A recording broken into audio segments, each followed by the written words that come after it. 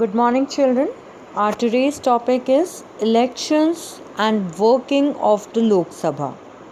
So, children, generally the Lok Sabha is elected for 5 years, but it may be dissolved before 5 years as well as it may be extended by six months for maximum 3 years. When we talk about the dissolvement before 5 years, so children, this dissolvement can be done by the president before the expiry of its tenure.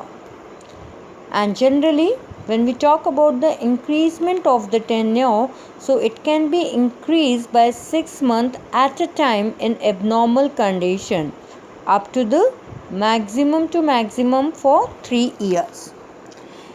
Now, children, when we talk about the elections, so the elections are when the elections take place in the country. At that time, the country is divided into constituencies, and each constituency consists of several lakhs of people.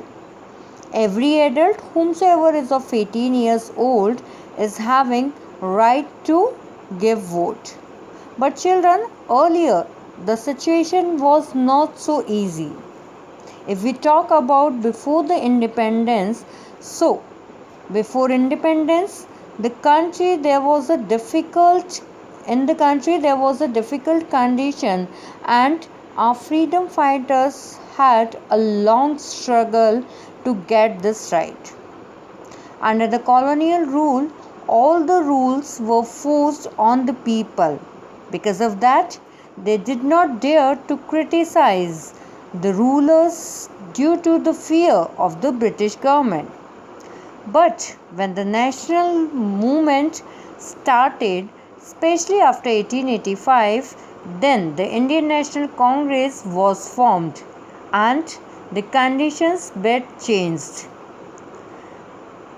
The nationalists demanded that there should be elected Indian members in the legislature who should have the right to ask questions and discuss the budget also.